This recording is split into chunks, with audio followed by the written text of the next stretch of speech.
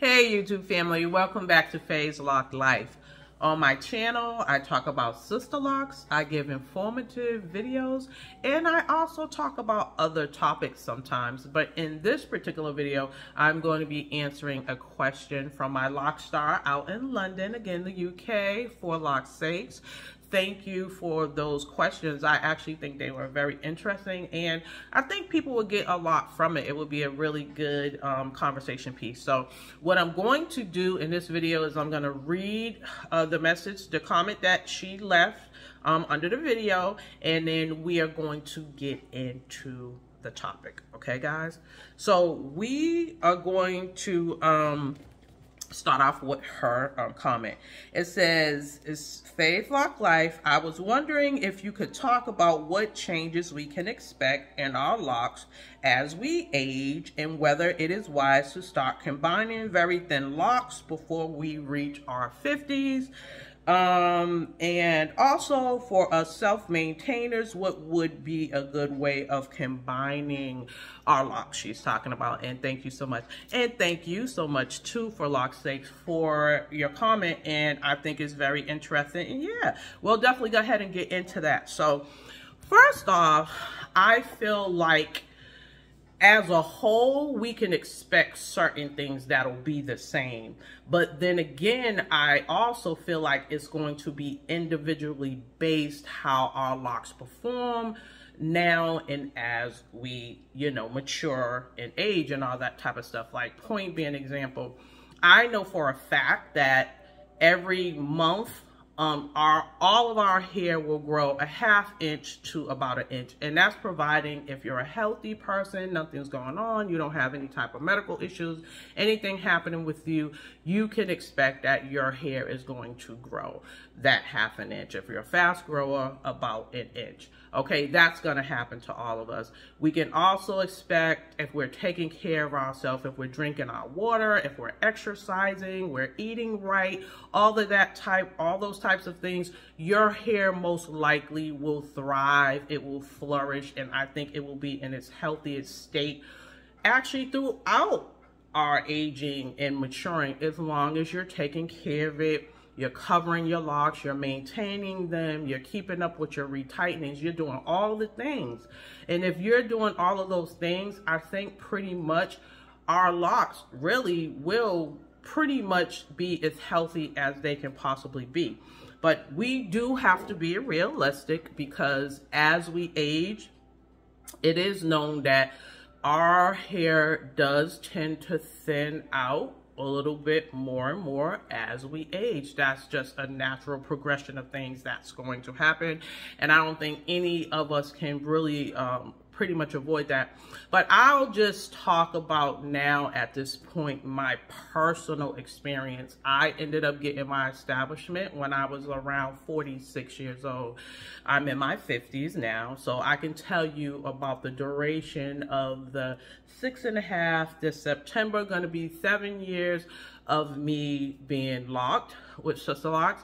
And I'll say that initially I feel like my hair was, I always had, well, let's just start with hair. I always had finer hair, although my hair was thicker when I was younger. But I kind of feel like even before I got established, my hair had started to kind of thin out some. But I feel like we're talking about individually based, my father, on my father's side, although they do say that girls in the family aren't supposed to like get the thinning on their hair if their father has it, because my mother never had it, but my father did. It did happen with all of my brothers where they ended up thinning out, but it actually affected me and my sister as well. So I don't have any, I'm not an expert at it or anything like that. I don't know how true it is if your father has that issue with thinning, that you would have it. But I know that, all I know is that all of the children ended up thinning on top like how my father did. So I'm going to contribute that to hereditary. That's just the way I feel about it, because that's been my experience, okay? Now, so that started prior to me getting sister locks, and that's why initially I was kind of a little bit concerned about it in a way, because I wasn't for sure like what would end up happening, okay, going forward if I decided to keep it. But anyways, my loctician did a wonderful job at placement. So she was pretty much strategic in how she placed my locks on my head. So, and then as you can see, I have pretty small locks, and she ended up doing that all over my hair. So I have, like, I guess because as she looked at my hair and the thinness of it, she placed it strategically so that, you know, it looked pretty full. Now, what happened over time? I did notice over time that my hair seemed like it kind of thinned out, especially maybe more in the front.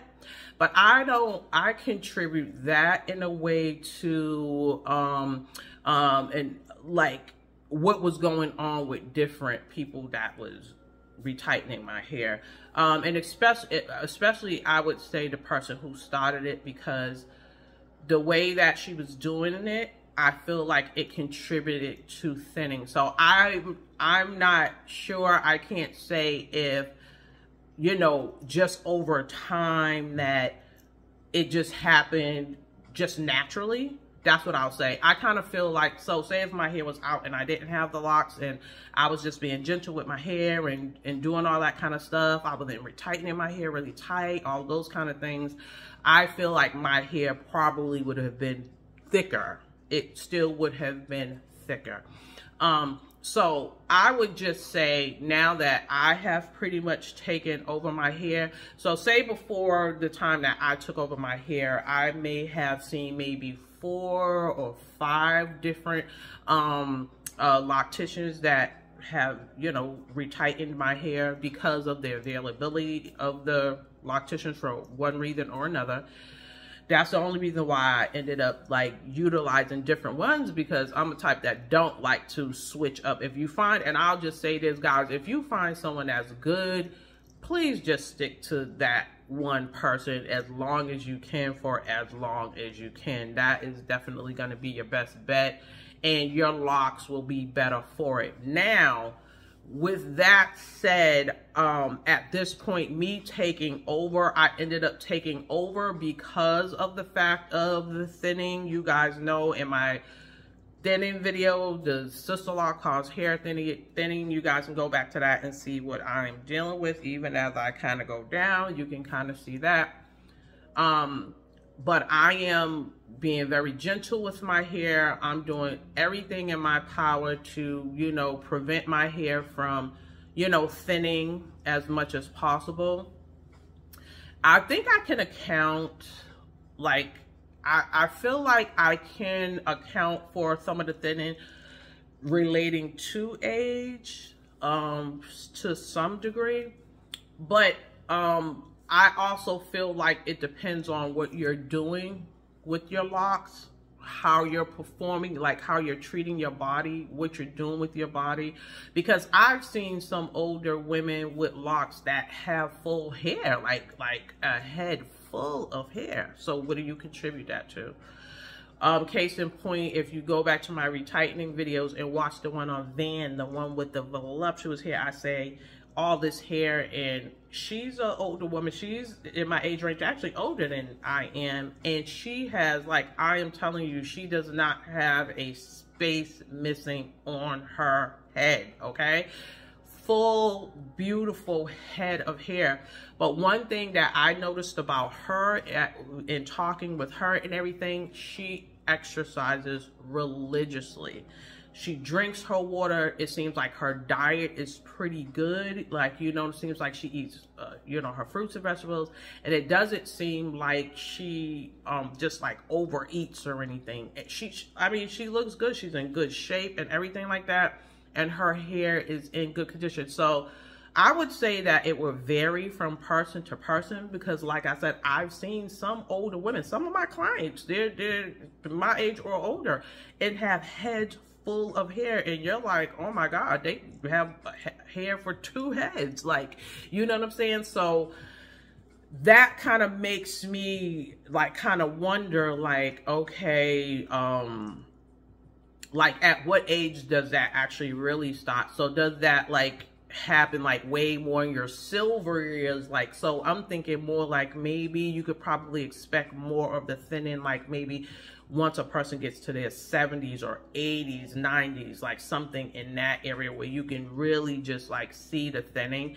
And I'll have to say that I've never seen anyone, I've yet to really come across someone in their 70s or 80s with sister locks. I don't know of them. If you, any one of you guys know of them or have seen it, you know, drop it down below if you're a person that's, you know, in your 70s or 80s with sister locks. I just personally have not seen it, so I can't speak to that, like, you know, how thin or whatever their locks, how it may look, because like I said, it's been like across the board. I've seen some people that are thinning as they're older, but then again, some of them have pre-existing conditions that they're dealing with. Some of them may be dealing with the alopecia, you know. So in my mind, I kind of feel like as long as you're really healthy and you're doing the right things and stuff like that, I feel like you can actually mature up into your age with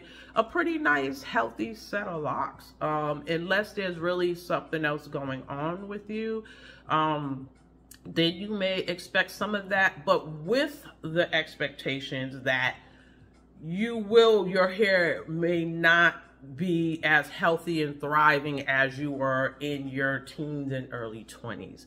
So it definitely does clearly make a difference, because my hair in my late teens and my early 20s was a stark difference from my hair now. Like, it's definitely a difference. My hair was super thick when I was that age. So I do personally know for sure that there has been a change in my hair to the thinner side. Now, I hope that I answered all of those questions. If anybody else has anything to add to the conversation, please leave that below. Everybody, you know what I'm saying? I'm sure everybody wants to help. Let's just help each other, guys, and stuff like that. So to the last thing, so what can we do for us DIYers, self-maintainers? I'm one now, and I have been doing it almost for about a year or so now. And you know, things are going well with it. Some days I get a little tired, but things are going well with it. So, well, with this part, I did a little chart, a little thing for you guys right here. Okay, guys. So this is best way to combine sister locks grid. Okay, so we got, and don't y'all laugh at my little drop. Y'all know I can't drop, so don't be laughing at me anyway. So we got the 4 rows, 1, 2, 3, 4, guys. Okay, so these are your rows going across, right? And then down, right? So basically, the best way to combine is to combine locks side by side, not up and down. So we got a thing right here where I'm showing the right way to do it is you're in your row going across. So wherever your thin locks may be, so say if you got thin locks here and here, right? Or wherever the thin lock is, based on what it's looking like. So say this is your edge, this is your middle part, these are your edges. So if you got a thin lock here, you might decide based on where that is. So say if it's at the bottom, if it's at the bottom, it's pretty much not gonna really matter which way you do it, because most of your hair is gonna cover that up. So even if the lock looks a little bit bigger, it's gonna be fine because it's mostly gonna be covered up. And if your locks are sister locks, they're gonna be small anyway. So you're really not, because I've combined like several of my locks already across my head. And I've done my own. Nobody combined mine. I did it myself.